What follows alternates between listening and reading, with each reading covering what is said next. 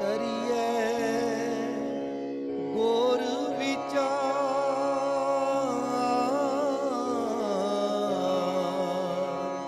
ਨਾਨਕ ਬੇੜੀ ਸੱਚ ਕੀ ਤਰੀਏ ਗੁਰ ਵਿਚਾਰ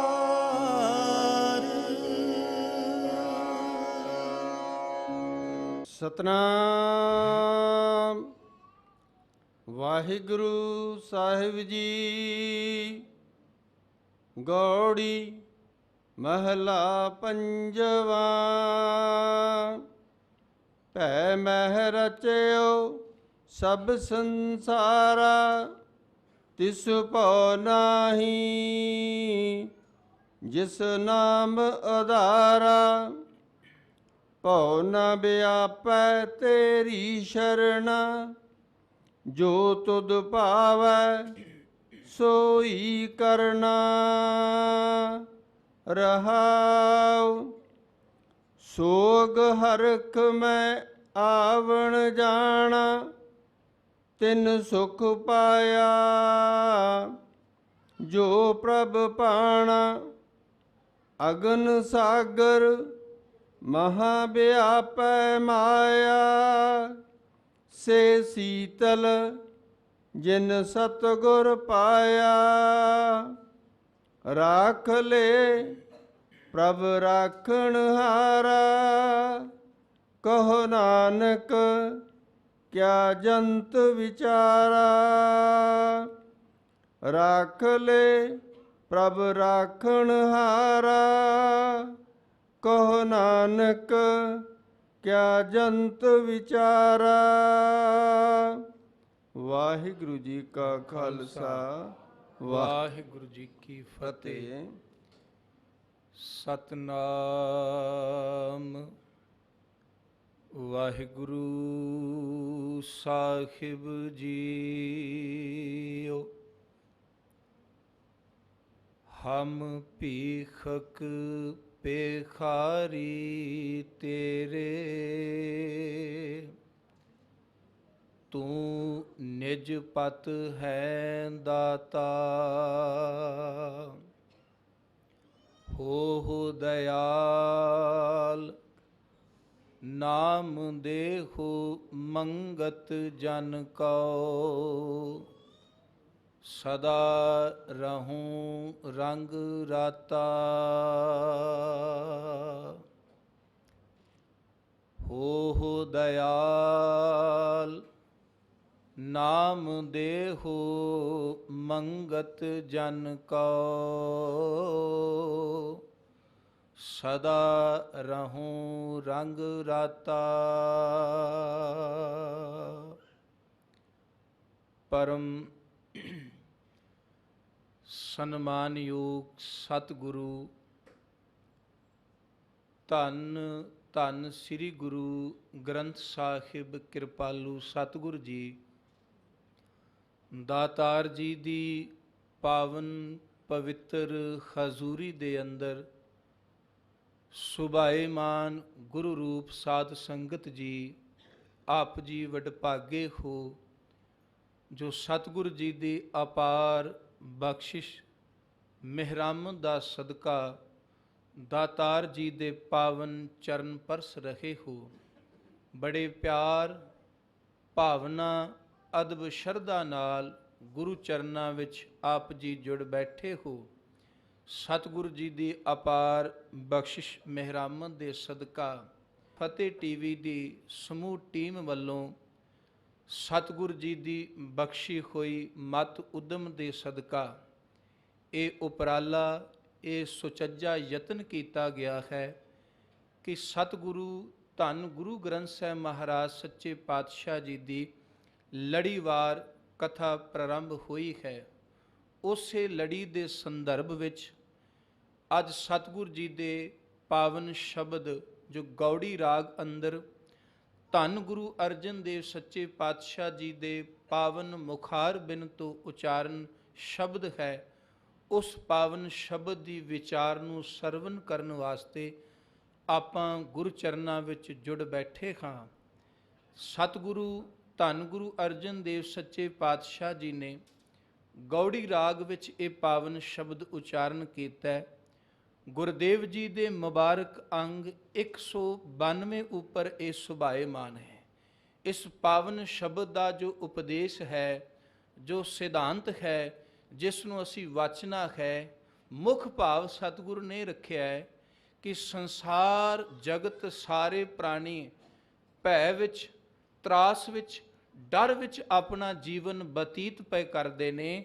ਜਿਸ ਪਾਸ ਗੁਰੂ ਦੀ ਸ਼ਰਨ ਹੈ, ਜਿਸ ਕੋਲ ਗੁਰੂ ਦਾ ਦਿੱਤਾ ਹੋਇਆ ਪਰਮੇਸ਼ਵਰ ਦਾ ਨਾਮ ਹੈ, ਉਹ ਵਡਭਾਗਾ ਮਨੁੱਖ ਜੀਵ ਦੁਨੀਆ ਦੇ ਬਣੇ ਹੋਏ ਭੈ ਤਰਾਸ ਤੋਂ ਮੁਕਤ ਹੋ ਕਰਕੇ ਸਤਿਗੁਰ ਦੇ ਨਿਰਮਲ ਭਾਵ ਵਿੱਚ ਆਪਣਾ ਜੀਵਨ ਬਤੀਤ ਕਰਨ ਲੱਗ ਜਾਂਦਾ ਹੈ। ਸਤਿਗੁਰੂ ਧੰਨ ਗੁਰੂ ਅਰਜਨ ਦੇਵ ਸੱਚੇ ਪਾਤਸ਼ਾਹ ਜੀ ਪੂਰਨ ਤੌਰ ਤੇ ਕੀ ਕਿਰਪਾ ਕਰਦੇ ਨੇ।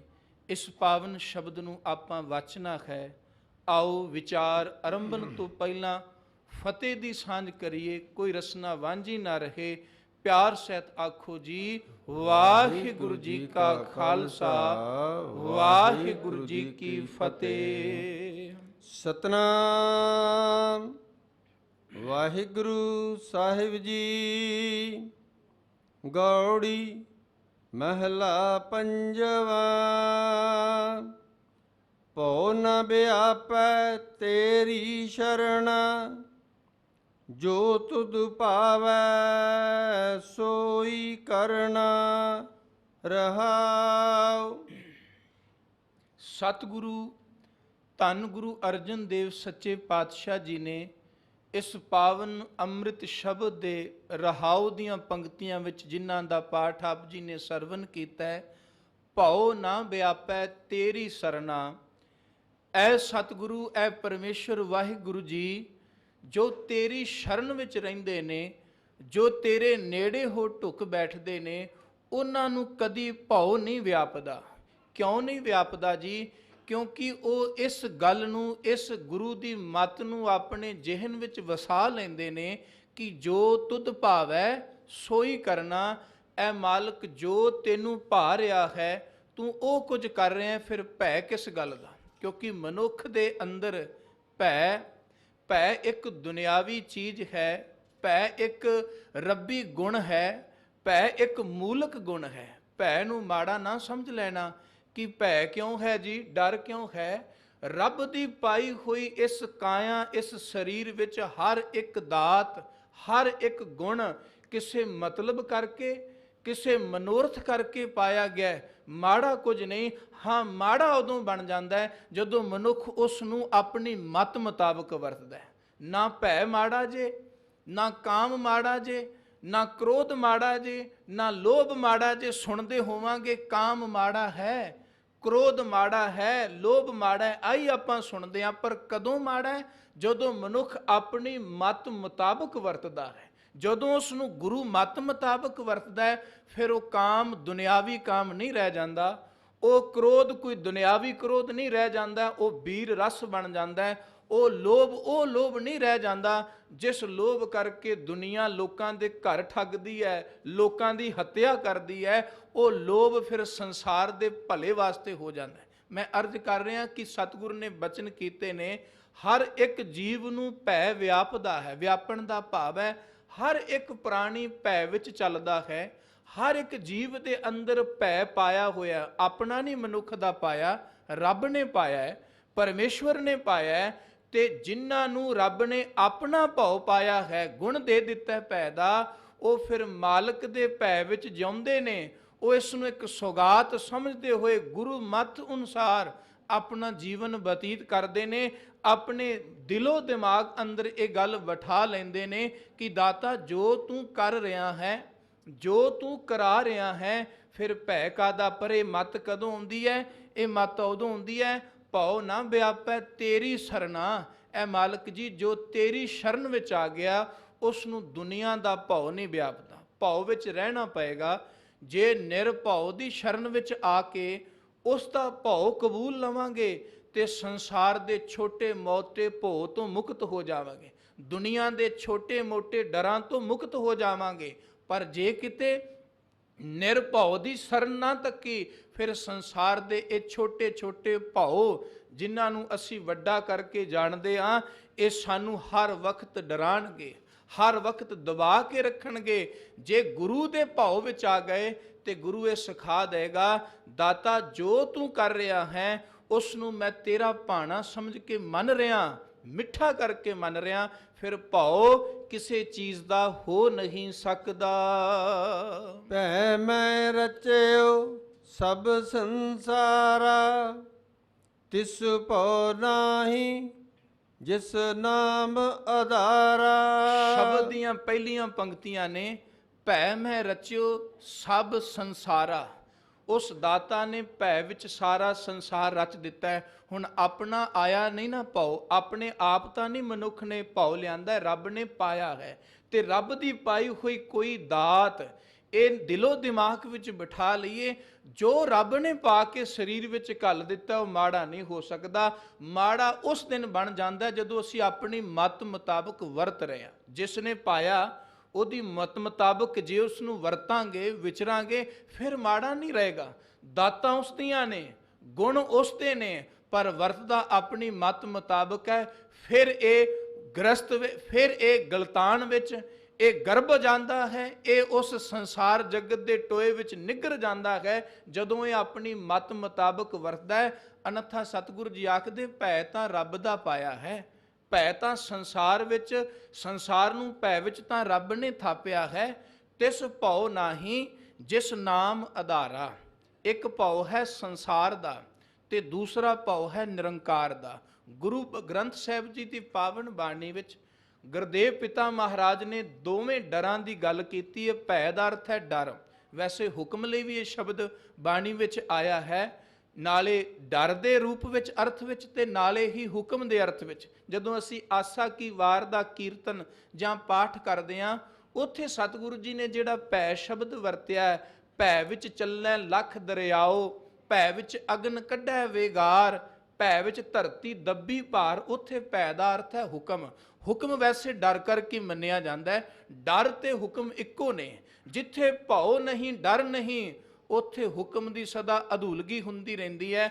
ਉੱਥੇ ਸਦਾ ਮਨੁੱਖ ਹੁਕਮ ਦੇ ਵਿੱਚ ਅਣਗਹਿਲੀ ਕਰਦਾ ਰਹਿੰਦਾ ਹੈ। ਜਿੱਥੇ ਭੈ ਹੈ, ਡਰ ਹੈ, ਉੱਥੇ ਸਦਾ ਹੁਕਮ ਦੇ ਵਿੱਚ ਪਾਬੰਦ ਰਹਿੰਦਾ ਹੈ। ਇਸ ਕਰਕੇ ਪਰਮੇਸ਼ਵਰ ਦਾ ਭਉ ਵੀ ਰੱਖਣਾ ਜ਼ਰੂਰੀ ਹੈ, ਗੁਰੂ ਦਾ ਭਉ ਵੀ ਰੱਖਣਾ ਜ਼ਰੂਰੀ ਹੈ। ਸਤਿਗੁਰ ਨੇ ਇਹਨਾਂ ਦੋ ਪੰਕਤੀਆਂ ਦੇ ਵਿੱਚ ਦੋਵਾਂ ਡਰਾਂ ਦੀ ਗੱਲ ਕਰ ਦਿੱਤੀ। ਇੱਕ ਤੇ ਕਹਿ ਦਿੱਤਾ ਜੀ ਸੰਸਾਰ ਦਾ ਹਰ ਇੱਕ ਪ੍ਰਾਣੀ ਭੈ ਵਿੱਚ ਜੀਵਨ ਬਤੀਤ ਕਰ ਰਿਹਾ ਹੈ, ਉਹਨਾਂ ਨੂੰ ਰੱਬ ਦਾ ਭਉ ਨਹੀਂ ਜੇ, ਉਹਨਾਂ ਨੂੰ ਸੰਸਾਰ ਦੇ ਜੀਵਾਂ ਨੂੰ, ਸੰਸਾਰ ਦੇ ਜੀਵਾਂ ਤੋਂ ਹੀ ਭੈ ਹੈ। ਵੱਡਾ ਛੋਟਾ ਵੱਡੇ ਤੋਂ ਡਰ ਰਿਹਾ ਹੈ, ਮਾੜਾ ਜਿਹੜਾ ਉਹ ਤਗੜੇ ਤੋਂ ਡਰ ਰਿਹਾ ਹੈ, ਗਰੀਬ ਅਮੀਰ ਤੋਂ ਡਰ ਰਿਹਾ ਹੈ। ਕਹਿੰਦੇ ਹਰ ਇੱਕ ਪ੍ਰਾਣੀ ਦੂਸਰੇ ਪ੍ਰਾਣੀ ਤੋਂ ਡਰ ਰਿਹਾ ਹੈ। ਦਿਨਾਂ ਤੋਂ ਮਨੁੱਖ ਡਰ ਰਿਹਾ ਹੈ, ਨਛੱਤਰਾਂ ਤੋਂ ਮਨੁੱਖ ਡਰ ਰਿਹਾ ਹੈ, ਵਾਰਾਂ ਤੋਂ ਮਨੁੱਖ ਡਰ ਰਿਹਾ ਹੈ, ਪੀਰਾਂ ਤੋਂ, ਦੇਵੀ ਦੇਵਤਿਆਂ ਤੋਂ, ਜਾਨਵਰਾਂ ਤੋਂ ਮਨੁੱਖ ਡਰ ਰਿਹਾ ਹੈ। ਸਤਿਗੁਰੂ ਜੀ ਕਹਿੰਦੇ ਸਾਰਾ ਸੰਸਾਰ ਭੈ ਵਿੱਚ ਰਚਿਆ ਹੋਇਆ, ਬੰਨਿਆ ਹੋਇਆ ਹੈ। ਹਰ ਇੱਕ ਪ੍ਰਾਣੀ ਭੈ ਵਿੱਚ ਹੈ, ਪਰ ਜਿਨ੍ਹਾਂ ਨੇ ਇੱਕ ਦਾ ਭੈ ਕਬੂਲ ਲਿਆ, ਜੋ ਇੱਕ ਪਰਮਾਤਮਾ ਦੇ ਭੈ ਵਿੱਚ ਆ ਗਏ, ਉਹਨਾਂ ਦੇ ਸਾਰੇ ਭਉ ਚੁੱਕ ਜਾਂਦੇ ਨੇ, ਖਤਮ ਹੋ ਜਾਂਦੇ ਨੇ। ਗੁਰੂ ਗ੍ਰੰਥ ਸਾਹਿਬ ਮਹਾਰਾਜ ਵਿੱਚ ਸਤਿਗੁਰ ਨੇ ਦੋਵੇਂ ਭੈਵਾਂ ਦੀ, ਦੋਵੇਂ ਡਰਾਂ ਦੀ ਗੱਲ ਕੀਤੀ। ਜਿਸ ਵਕਤ ਅਸੀਂ ਧੰਨ ਗੁਰੂ ਅਮਰਦਾਸ ਸੱਚੇ ਪਾਤਸ਼ਾਹ ਜੀ ਦਾ ਸ਼ਬਦ ਪੜ੍ਹਦੇ ਹਾਂ, ਸ਼ਲੋਕ ਹੈ ਸਤਿਗੁਰੂ ਜੀ ਦਾ, ਉੱਥੇ ਸਤਿਗੁਰਾਂ ਨੇ ਸਪਸ਼ਟ ਕਰ ਦਿੱਤਾ, ਭੈ ਵਿੱਚ ਜੰਮੈ ਭੈ ਮਰੈ। ਹਰ ਇੱਕ ਪ੍ਰਾਣੀ ਭਉ ਵਿੱਚ, ਡਰ ਵਿੱਚ ਜੰਮਦਾ ਹੈ ਤੇ ਭਉ ਵਿੱਚ ਹੀ ਮਰ ਜਾਂਦਾ ਹੈ। ਹਰ ਇੱਕ ਜੀਵ ਭੈ ਵਿੱਚ ਜਨਮ ਲੈਂਦਾ ਹੈ ਤੇ ਭੈ ਵਿੱਚ ਹੀ ਖਤਮ ਹੋ ਜਾਂਦਾ ਹੈ। ਭੀ ਭਉ ਮਨ ਮਾਹੇ, ਤੇ ਜਿੰਨਾ ਚਿਰ ਜਨਮ ਧਾਰ ਕੇ ਸੰਸਾਰ ਵਿੱਚ ਰਹਿੰਦਾ ਹੈ, ਉਹਨਾਂ ਸਮਾਂ ਵੀ ਆਪਣੇ ਮਨ ਵਿੱਚ ਡਰ ਧਾਰ ਕੇ ਜਿਉਂਦਾ ਹੈ। ਛੋਟੇ ਨੂੰ ਵੱਡੇ ਦਾ ਹੈ, ਤਾਕਤ ਵਾਲੇ ਦਾ ਨਿਮਾਣੇ ਨੂੰ ਡਰ ਹੈ। ਕਹਿੰਦੇ ਭੀ ਭਉ ਮਨ ਮਾਹੇ। ਪਰ ਅਗਲੇ ਜੋ ਬਚਨ ਕਹਿ ਦਿੱਤੇ, ਕਿੰਨਾਂ ਨੂੰ ਡਰ ਨਹੀਂ ਜੇ ਵਿਆਪਦਾ। ਨਾਨਕ ਦਾਤਾਰ ਪਿਤਾ ਮਹਾਰਾਜ ਧੰਨ ਗੁਰੂ ਅਮਰਦਾਸ ਸੱਚੇ ਪਾਤਸ਼ਾਹ ਜੀ ਕਹਿੰਦੇ, ਜੋ ਭੈ ਵਿੱਚ ਜੰਮਦੇ ਤੇ ਭੈ ਵਿੱਚ ਮਰਦੇ ਨੇ, ਉਹ ਦੁਨਿਆਵੀ ਭੈ ਹੈ।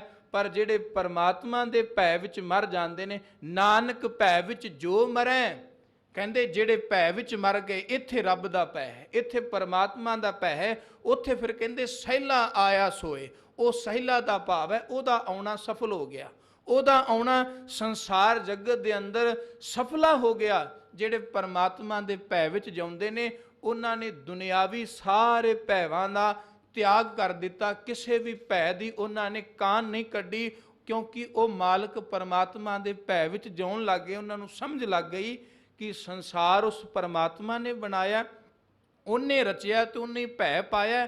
ਫਿਰ ਕਿਉਂ ਨਿੱਕੇ ਮੋਟੇ ਭੈ ਤੋਂ ਡਰੀਏ, ਉਸ ਪਰਮਾਤਮਾ ਦਾ ਭੈ ਕਬੂਲ ਲਈਏ। ਕਹਿੰਦੇ ਭੈ ਤੋਂ ਬਿਨਾਂ ਭਰਮ ਨਹੀਂ ਜੇ ਕੱਟਿਆ ਜਾਣਾ, ਭੈ ਤੋਂ ਬਿਨਾਂ ਡਰ ਤੋਂ ਮੁਕਤ ਨਹੀਂ ਹੋਇਆ ਜਾਣਾ। ਕੈਸਾ ਸੋਹਣਾ ਸਿਧਾਂਤ ਹੈ। ਡਰ ਤੋਂ ਮੁਕਤੀ ਚਾਹੀਦੀ ਹੈ ਤੇ ਡਰ ਹੇਠ ਰਹਿਣਾ ਪਏਗਾ। ਉਹ ਡਰ ਹੈ ਪਰਮਾਤਮਾ ਦਾ, ਉਹ ਡਰ ਹੈ ਪਰਮੇਸ਼ਵਰ ਦਾ। ਜਿਨ੍ਹਾਂ ਭਾਓ ਤਿਨ ਨਾਹੇ ਭਾਓ। ਧੰਨ ਗੁਰੂ ਅੰਗਦ ਦੇਵ ਪਿਤਾ ਮਹਾਰਾਜ ਸੱਚੇ ਪਾਤਸ਼ਾਹ ਜੀ ਨੇ ਬਿਲਕੁਲ ਨਾਲ ਰਲਦਾ ਸ਼ਲੋਕ ਦੀ ਕਿਰਪਾ ਕੀਤੀ। ਕਹਿੰਦੇ ਜਿਨ੍ਹਾਂ ਭਾਓ ਤਿਨ ਨਾਹੇ ਭਾਓ। ਜਿਨ੍ਹਾਂ ਨੂੰ ਭਾਓ ਹੈ ਕਿਸ ਦਾ? ਪਰਮਾਤਮਾ ਦਾ। ਉਹਨਾਂ ਨੂੰ ਫਿਰ ਹੋਰ ਕਿਸੇ ਦਾ ਭਾਓ ਨਹੀਂ। ਭੁੱਚ ਮੋ ਮੁੱਚ ਭਾਓ ਨਿਰਭਵਾ। ਕਹਿੰਦੇ ਉਹਨਾਂ ਦਾ ਭਾਓ, ਉਹਨਾਂ ਦਾ ਡਰ ਬਹੁਤ ਜ਼ਿਆਦਾ ਹੋ ਜਾਂਦਾ ਹੈ। ਜਿਹੜੇ ਪਰਮਾਤਮਾ ਦੇ ਡਰ ਤੋਂ ਮੁਕਤ ਹੁੰਦੇ ਨੇ, ਪਰਮਾਤਮਾ ਦੇ ਡਰ ਤੋਂ ਰਹਿਤ ਜੀਵਨ ਬਤੀਤ ਕਰਦੇ ਨੇ, ਉਹਨਾਂ ਦਾ ਡਰ ਬੜਾ ਵੱਡਾ ਹੋ ਜਾਂਦਾ ਹੈ, ਵੱਧ ਜਾਂਦਾ ਹੈ। ਇਸ ਕਰਕੇ ਜੇ ਤੂੰ ਡਰ ਦੇ ਵਿੱਚ ਹੀ ਜੀਵਨ ਬਤੀਤ ਕਰਨਾ ਹੈ, ਇਹ ਸੰਸਾਰ ਸਾਰਾ ਡਰ ਦਾ ਧਾਰਨੀ ਹੈ।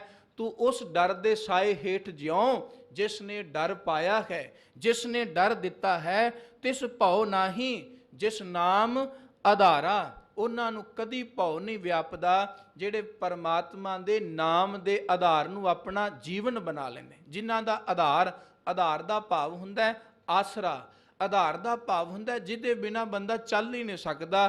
ਇਹ ਲੱਤਾਂ ਸਾਡੇ ਸਰੀਰ ਦਾ ਆਧਾਰ ਹੈ, ਇਹਦੇ ਬਿਨਾ ਤੁਰਿਆ ਨਹੀਂ ਜਾ ਸਕਦਾ। ਜੇ ਨਹੀਂ ਤੇ ਕੋਈ ਤੁਰ ਨਹੀਂ ਸਕਦਾ। ਕਹਿੰਦੇ ਆਧਾਰ ਇਸ ਤਰ੍ਹਾਂ ਨਾਮ ਨੂੰ ਬਣਾ ਵੀ ਉਹਦੇ ਬਿਨਾ ਤੇ ਜੀਵਨ ਵਿਅਰਥ ਹੈ, ਉਹਦੇ ਬਿਨਾ ਤੇ ਜੀਵਨ ਹੈ ਹੀ ਨਹੀਂ। ਤੇ ਫਿਰ ਤੇਰੇ ਸਾਰੇ ਡਰ, ਸਾਰੇ ਭਉ ਮੁੱਕ ਜਾਵਣਗੇ। ਸੋਗ ਹਰਖ ਮੈਂ ਆਵਣ ਜਾਣਾ, ਤਿਨ ਸੁਖ ਪਾਇਆ ਜੋ ਪ੍ਰਭ ਪਾਣਾ। ਕਹਿੰਦੇ ਇਹ ਡਰ ਹੈ। ਸੋਗ ਵਿੱਚ, ਦੁੱਖ ਵਿੱਚ ਮਨੁੱਖ ਆਉਂਦਾ ਹੈ, ਹਰਖ ਵਿੱਚ ਆਉਂਦਾ ਹੈ। ਸੋਗ ਹਰਖ ਇਹ ਸਦਾ ਚੱਲਦਾ ਰਹਿੰਦਾ ਹੈ। ਇਹ ਜ਼ਿੰਦਗੀ ਦਾ ਪਾਰਟ ਹੈ, ਜ਼ਿੰਦਗੀ ਦਾ ਹਿੱਸਾ ਹੈ। ਇਹਦੇ ਬਿਨਾ ਮਨੁੱਖ ਰਹਿ ਨਹੀਂ ਸਕਦਾ। ਹਰ ਇੱਕ ਪ੍ਰਾਣੀ ਮਾਤਰ ਦੇ ਜੀਵਨ ਅੰਦਰ ਸੋਗ ਤੇ ਹਰਖ ਰੱਬ ਨੇ ਪਾਇਆ ਹੈ। ਇਹਦੇ ਤੋਂ ਬਿਨਾ ਜੀਵਨ ਰਹਿ ਨਹੀਂ ਸਕਦਾ, ਬਣ ਨਹੀਂ ਸਕਦਾ। ਇਹ ਜੀਵਨ ਜਿਉਣ ਦਾ ਇੱਕ ਲਾਜ਼ਮੀ ਅੰਗ ਹਿੱਸਾ ਹੈ, ਸੋਗ ਹਰਖ। ਪਰ ਉਹੀ ਮੈਂ ਆਰੰਭ ਵਿੱਚ ਅਰਜ਼ ਕੀਤੀ ਕਿ ਰੱਬ ਦਾ ਦਿੱਤਾ ਹੋਇਆ, ਰੱਬ ਦਾ ਪਾਇਆ ਹੋਇਆ ਕੁਝ ਵੀ ਨਾ ਅਰਥ ਨਹੀਂ, ਕੁਝ ਵੀ ਬੇਅਰਥ ਨਹੀਂ। ਵੀ ਅਸੀਂ ਕਹਿ ਦਈਏ ਵੀ ਇਹ ਜਿਹੜੀ ਚੀਜ਼ ਸਾਡੇ ਅੰਦਰ ਪਈ ਹੈ ਜਾਂ ਵਿਆਪਦੀ ਹੈ, ਇਹ ਬੇਅਰਥ ਹੈ। ਬੇਅਰਥ ਨਹੀਂ। ਹਾਂ, ਉਹ ਚੀਜ਼ ਬੇਅਰਥ ਹੋ ਜਾਂਦੀ ਹੈ ਜਿਸ ਨੂੰ ਅਸੀਂ ਸਮਝ ਨਹੀਂ ਸਕਦੇ। ਜਿਹੜੀ ਚੀਜ਼ ਸਮਝ ਵਿੱਚ ਆ ਗਈ ਉਹ ਕਦੇ ਨਿਰਾਰਥਕ ਨਹੀਂ ਹੁੰਦੀ, ਉਹ ਕਦੀ ਵੀ ਬੇਅਰਥ ਨਹੀਂ ਹੁੰਦੀ। ਤੇ ਜਿੰਨਾ ਸਮਾਂ ਅਰਥ ਵਿੱਚ, ਸਮਝ ਵਿੱਚ, ਗਿਆਨ ਵਿੱਚ ਨਹੀਂ ਕੋਈ ਵਸਤੂ ਆਉਂਦੀ, ਉਹਨਾਂ ਸਮਾਂ ਉਹ ਬੇਅਰਥ ਹੈ। ਉਹਨਾਂ ਸਮਾਂ ਸਾਡੇ ਲਈ ਕੋਈ ਵੀ ਸੁੱਖ ਨਹੀਂ ਦੇ ਸਕਦੀ, ਕੋਈ ਵੀ ਸਫਲੀ ਨਹੀਂ ਹੋ ਸਕਦੀ, ਕਿਉਂਕਿ ਸਾਡੀ ਸਮਝ ਗੋਚਰਾ ਨਹੀਂ ਅਜੇ ਹੋਈ। ਇਸ ਕਰਕੇ ਸੋਗ ਤੇ ਹਰਖ ਇਹ ਨਿਆਮਤਾਂ ਨੇ, ਇਹ ਗੁਣ ਨੇ, ਰੱਬ ਵੱਲੋਂ ਦਿੱਤੀ ਹੋਈ ਦਾਤ ਹੈ। ਤੁਸੀਂ ਕਹਿ ਦਿਓ ਵੀ ਅਜਾਈਏ ਗੱਲ ਕਹਿ ਦਿੱਤੀ ਵੀ ਸੋਗ ਤੇ ਹਰਖ। ਚਲੋ ਹਰਖ ਤੇ ਮੰਨਿਆ ਵੀ ਖੁਸ਼ੀ ਰੱਬ ਦੀ ਦਾਤ ਹੈ, ਕਿਉਂਕਿ ਅਸੀਂ ਉਹ ਚੀਜ਼ਾਂ ਹੀ ਰੱਬ ਦੀ ਦਾਤ ਮੰਨਦੇ ਹਾਂ ਜਿਹੜੀਆਂ ਸਾਨੂੰ ਚੰਗੀਆਂ ਲੱਗਦੀਆਂ ਨੇ। ਜਿਹੜੀ ਚੀਜ਼ ਸਾਨੂੰ ਚੰਗੀ ਨਹੀਂ ਲੱਗਦੀ ਅਸੀਂ ਆਖਦੇ ਹਾਂ ਵੀ ਰੱਬ ਦੀ ਦਾਤ ਨਹੀਂ। ਪਰ ਗੁਰੂ ਸਾਹਿਬ ਜੀ ਨੇ ਪਾਵਨ ਬਾਣੀ ਵਿੱਚ ਨਿਤ ਪੜ੍ਹਦੇ ਹਾਂ ਅਸੀਂ, ਜਪਜੀ ਸਾਹਿਬ ਜੀ ਦੀ ਅੰਮ੍ਰਿਤ ਬਾਣੀ ਨੂੰ ਪੜ੍ਹੋ। ਉੱਥੇ ਸਤਿਗੁਰੂ ਜੀ ਨੇ ਸਪਸ਼ਟ ਕੀਤਾ ਸੋਗ ਤੇ ਹਰਖ, ਦੁੱਖ ਤੇ ਭੁੱਖ, ਮਾਰ, ਇਹ ਸਭ ਕੁਝ ਉਹਦੀ ਦਾਤ ਹੈ। ਪਰ ਜਿਸ ਦੇ ਸਮਝ ਆ ਗਈ, ਜਿਹਦੀ ਸਮਝ ਗੋਚਰਾ ਇਹ ਗੱਲ ਹੋ ਗਈ, ਉਹਦੇ ਲਈ ਹਰ ਚੀਜ਼ ਦਾਤ ਬਣ ਗਈ, ਹਰ ਚੀਜ਼ ਫਲ ਬਣ ਗਿਆ। ਜੇ ਸਮਝ ਨਾ ਆਈ ਫਿਰ ਕੁਝ ਵੀ ਸਾਡੇ ਲਈ ਫਲਦਾਇਕ ਨਹੀਂ ਹੋ ਸਕਦਾ। ਅਸੀਂ ਨਿਤ ਪੜ੍ਹਦੇ ਹਾਂ ਕੇਤਿਆਂ ਦੁਖ ਭੂਖ ਸਦ ਮਾਰ। ਹੁਣ ਕੌਣ ਆਖੇਗਾ ਜੀ ਇਹ ਪੇਦਾਤ ਤੇਰੀ ਦਾਤਾਰ। ਪਰ ਧੰਨ ਗੁਰੂ ਨਾਨਕ ਦੇਵ ਸੱਚੇ ਪਾਤਸ਼ਾਹ ਜੀ ਆਖ ਰਹੇ ਨੇ, ਦਾਤਾ ਜੇ ਅੱਜ ਭੁੱਖ ਪਈ ਮਿਲੀ ਹੈ, ਭੁੱਖ ਆ ਗਈ, ਇਹ ਵੀ ਤੇਰੀ ਦਾਤ ਮੈਂ ਸਮਝ ਲਈ, ਫਿਰ ਭੈ ਕਾਹਦਾ ਰਹਿ ਗਿਆ। ਜੇ ਮੈਨੂੰ ਅੱਜ ਮਾਰ ਪੈ ਗਈ, ਕਹਿਣ ਲੱਗੇ ਇਹ ਵੀ ਮੈਂ ਤੇਰੀ ਦਾਤ ਸਮਝ ਲਈ, ਫਿਰ ਭੈ ਕਾਹਦਾ। ਕੋਈ ਤਨ ਤੇ ਦੁੱਖ ਆ ਗਿਆ, ਕੋਈ ਮਾਨਸਿਕ ਦੁੱਖ ਆ ਗਿਆ, ਸ਼ਾਰੀਰਿਕ ਦੁੱਖ ਆ ਗਿਆ, ਇਹ ਮੈਂ ਦੁੱਖ ਨੂੰ ਤੇਰੀ ਦਾਤ ਸਮਝ ਲਿਆ, ਫਿਰ ਭੈ ਕਾਹਦਾ। ਭੈ ਤੇ ਉਦੋਂ ਹੈ ਜਦੋਂ ਕੋਈ ਭਰਮ ਹੈ, ਦੁਬਦਾ ਹੈ, ਸਮਝ ਨਹੀਂ। ਤੇ ਗੁਰਦੇਵ ਜੀ ਕਹਿੰਦੇ ਸੋਗ ਹਰਖ ਮਹਿ ਆਵਣ ਜਾਣਾ। ਭਾਈ ਇਹ ਪ੍ਰਾਣੀ, ਇਹ ਜੀਵ ਦੁੱਖ ਤੇ ਸੁੱਖ ਹੰਢਾਉਂਦਾ ਆਉਂਦਾ ਹੈ, ਦੁੱਖ ਤੇ ਸੁੱਖ ਹੰਢਾਉਂਦਾ ਚਲਾ ਜਾਂਦਾ ਹੈ। ਤਿੰਨ ਸੁੱਖ ਪਾਇਆ। ਇੱਥੇ ਜਿਹੜਾ ਸੁੱਖ ਹੈ ਨਾ, ਉਹ ਆਮ ਛੋਟੇ ਅਰਥਾਂ ਵਿੱਚ ਨਹੀਂ, ਜਿਵੇਂ ਹਰਖ ਤੇ ਸੋਗ ਅਸੀਂ ਕਹਿ ਦਿੱਤਾ, ਉੱਥੇ ਸੋਗ ਤੇ ਹਰਖ ਇੱਕ ਦੁਨਿਆਵੀ ਸੰਸਾਰ ਦੇ ਸਰੀਰ ਦੇ ਗੁਣ ਤੇ ਔਗਣ ਨੇ। ਪਰ ਇਹ ਜਿਹੜਾ ਸੁੱਖ ਹੈ, ਇਹ ਸੁੱਖ ਗੁਰੂ ਦੀ ਕਿਰਪਾ ਨਾਲ ਜੁੜਿਆ ਹੋਇਆ। ਜਿਨ੍ਹਾਂ ਨੂੰ ਉਹ ਸੁੱਖ ਆ ਗਿਆ, ਉਹ ਦੁਨੀਆ ਦੇ ਹਰਖ ਸੋਗ ਨੂੰ ਟਿੱਚ ਜਾਣਦੇ ਨੇ। ਉਹ ਦੁਨੀਆ ਦੇ ਹਰਖ ਤੇ ਸੋਗ ਦੀ ਪਰਵਾਹ ਨਹੀਂ ਕਰਦੇ। ਜਿਸ ਹਰਖ ਤੇ ਸੋਗ ਵਿੱਚ ਦੁਨੀਆ ਵਿਆਪ ਰਹੀ ਹੈ, ਗ੍ਰਸੀ ਹੋਈ ਹੈ, ਜਿਹਨੂੰ ਪਰਮਾਤਮਾ ਦੇ ਨਾਮ ਦਾ ਸੁੱਖ ਆ ਗਿਆ, ਉਹਨੂੰ ਫਿਰ ਦੁਨੀਆ ਦੇ ਸੁੱਖ ਪੋ ਨਹੀਂ ਸਕਦੇ। ਕਈ ਸ਼ਬਦ ਅਸੀਂ ਬੜੇ ਸਹਿਜੇ ਵਰਤ ਲੈਂਦੇ ਹਾਂ, ਪਰ ਉਹਨਾਂ ਦਾ ਅਰਥ ਕੀ ਹੈ, ਉਹਨਾਂ ਅਰਥਾਂ ਵੱਲ ਕਦੀ ਸਾਡਾ ਧਿਆਨ ਨਹੀਂ ਜਾਂਦਾ। ਬੜੇ ਬੜੇ ਸ਼ਬਦ ਐਸੇ ਨੇ ਜਿਨ੍ਹਾਂ ਨੂੰ ਅਸੀਂ ਬੜਾ ਸਸਤਾ ਕਰ ਦਿੱਤਾ, ਬੜਾ ਹੌਲਾ ਕਰ ਦਿੱਤਾ। ਕੋਈ ਰੱਜ ਕੇ ਪ੍ਰਸ਼ਾਦਾ ਛਕ ਲਏ ਤੇ ਗੱਲ ਕਹਿ ਦਿੰਦਾ ਜੀ ਅੱਜ ਬੜਾ ਆਨੰਦ ਆ ਗਿਆ। ਕਿਸੇ ਨੂੰ ਨੀਂਦ ਆਰਾਮ ਦੀ ਮਿਲ ਜਾਏ, ਅਸੀਂ ਕਹਿ ਦਿੰਦੇ ਹਾਂ ਅੱਜ ਬੜਾ ਆਨੰਦ ਬਣ ਗਿਆ। ਆਨੰਦ ਸ਼ਬਦ ਗੁਰੂ ਦੀ ਕਿਰਪਾ, ਗੁਰੂ ਦੀ ਰਹਿਮਤ ਦਾ ਪਾਤਰ ਹੈ, ਗੁਰੂ ਦੀ ਰਹਿਮਤ ਤੋਂ ਜੁੜਿਆ ਨਿਕਲਿਆ ਹੋਇਆ ਸ਼ਬਦ ਹੈ। ਅਸੀਂ ਅੱਜ ਇੰਨਾ ਹੌਲਾ ਕਰ ਦਿੱਤਾ ਕਿ ਅਸੀਂ ਛੋਟੀਆਂ ਛੋਟੀਆਂ ਚੀਜ਼ਾਂ ਨਾਲ ਜੋੜ ਦਿੱਤਾ। ਪਰ ਇਹਦਾ ਮਤਲਬ ਇਹ ਨਹੀਂ, ਇਹ ਮੈਂ ਤਾਂ ਅਰਜ਼ ਕੀਤੀ ਵੀ ਕਿਤੇ ਨਿੱਕੇ ਨਿੱਕੇ ਅਰਥਾਂ ਵਿੱਚ ਕਰਦੇ ਹੋਏ ਅਸੀਂ ਉਸਦੇ ਵੱਡੇ ਅਰਥ ਨਾ ਭੁੱਲ ਜਾਈਏ। ਸਿਰਫ ਇਹ ਨਾ ਸਮਝ ਲਈਏ ਕਿ ਰੱਜ ਕੇ ਮਿਲ ਗਿਆ, ਚੰਗੀ ਨੀਂਦ ਆ ਗਈ, ਇਹੀ ਆਨੰਦ ਹੈ। ਨਾ ਗੁਰੂ ਸਵਾਰਿਓ, ਇਹ ਆਨੰਦ ਨਹੀਂ, ਇਹ ਤੇ ਇੱਕ ਸੁੱਖ ਤੇ ਆਰਾਮ ਹੈ ਜੋ ਸਰੀਰ ਦਾ ਕੁਝ ਘੜੀਆਂ ਦਾ ਮਿਲਿਆ। ਸਰੀਰ ਦਾ ਆਰਾਮ ਹਰਾਮ ਵੀ ਹੋ ਸਕਦਾ ਹੈ, ਸਰੀਰ ਦਾ ਸੁੱਖ ਦੁੱਖ ਵਿੱਚ ਵੀ ਤਬਦੀਲ ਹੋ ਸਕਦਾ ਹੈ, ਪਰ ਆਨੰਦ ਕਦੀ ਦੁੱਖ ਵਿੱਚ ਤਬਦੀਲ ਨਹੀਂ ਹੁੰਦਾ, ਆਨੰਦ ਕਦੀ ਸੋਗ ਵਿੱਚ ਤਬਦੀਲ ਨਹੀਂ ਹੁੰਦਾ। ਆਨੰਦ ਦੁਨੀਆ ਦੇ ਦੁੱਖ ਤੇ ਸੁੱਖ ਤੋਂ ਉੱਪਰਾ ਹੈ। ਇੱਥੇ ਭਾਵੇਂ ਸਤਿਗੁਰੂ ਜੀ ਨੇ ਸ਼ਬਦ ਸੁੱਖ ਹੀ ਵਰਤਿਆ ਕਿ ਉਹਨਾਂ ਨੂੰ ਦੁਨੀਆ ਦੇ ਲੋਕ ਸੋਗ ਤੇ ਹਰਖ ਵਿੱਚ ਆਉਂਦੇ ਨੇ, ਪਰ ਤਿੰਨ ਸੁੱਖ ਪਾਇਆ ਜੋ ਪ੍ਰਭ ਭਾਣਾ। ਉਹਨਾਂ ਨੂੰ ਆਨੰਦ ਹੈ, ਉਹਨਾਂ ਨੂੰ ਸਦੀਵੀ ਸੁੱਖ ਹੈ ਜੋ ਪਰਮੇਸ਼ਵਰ ਪਰਮਾਤਮਾ ਵਾਹਿਗੁਰੂ ਜੀ ਦੇ ਭਾਣੇ ਅੰਦਰ, ਉਸ ਦੇ ਹੁਕਮ ਅੰਦਰ ਆਪਣਾ ਜੀਵਨ ਬਤੀਤ ਕਰਦੇ ਹਨ। ਅਗਨ ਸਾਗਰ ਮਹਾ ਵਿਆਪੈ ਮਾਇਆ, ਸੇ ਸੀਤਲ ਜਿਨ ਸਤਿਗੁਰ ਪਾਇਆ। ਗੁਰਦੇਵ ਪਿਤਾ ਮਹਾਰਾਜ ਜੀ ਨੇ ਸੰਸਾਰਿਕ ਇਸ ਯਾਤਰਾ ਨੂੰ ਸਮਝਣ ਵਾਸਤੇ ਦੋ ਰੂਪਾਂ ਵਿੱਚ ਖਾਸ ਕਰਕੇ ਸੰਸਾਰ ਨੂੰ ਬਿਆਨ ਕੀਤਾ ਬਾਣੀ ਵਿੱਚ। ਇੱਕ ਅਗਨ ਤੇ ਇੱਕ ਸਾਗਰ। ਇਹ ਕਈ ਵਾਰੀ ਸ਼ਬਦ ਆਪ ਜੀ ਬਾਣੀ ਵਿੱਚ ਦਰਸ਼ਨ ਕਰੋਗੇ, ਜਦੋਂ ਸੰਸਾਰ ਦੀ ਗੱਲ ਆਏਗੀ ਨਾ ਵੀ ਸੰਸਾਰ ਕੀ ਹੈ, ਜਾਂ ਤਾਂ ਸਤਿਗੁਰੂ ਜੀ ਨੇ ਸੰਸਾਰ ਨੂੰ ਅੱਗ ਦਾ ਦਰਿਆ ਲਿਖਿਆ ਹੋਏਗਾ, ਅਗਨ ਆਖਿਆ ਹੋਏਗਾ ਵੀ ਅੱਗ ਦਾ ਦਰਿਆ ਹੈ, ਤੇ ਜਾਂ ਕਿਤੇ ਸਤਿਗੁਰੂ ਨੇ ਸਾਗਰ ਆਖਿਆ ਹੋਏਗਾ ਵੀ ਸਾਗਰ ਦੀ ਤਰ੍ਹਾਂ ਤਰਨ ਵਾਲਾ ਇਹ ਕੰਮ ਹੈ। ਜਾਂ ਅੱਗ ਵਾਂਗੂ ਹੈ ਤੇ ਜਾਂ ਸਾਗਰ ਵਾਂਗੂ ਪਾਣੀ ਗਹਿਰ ਵਾਂਗੂ ਹੈ। ਦੋ ਰੂਪਾਂ ਵਿੱਚ ਸਤਿਗੁਰੂ ਜੀ ਨੇ ਸੰਸਾਰ ਨੂੰ ਬਿਆਨ ਕੀਤਾ ਹੈ।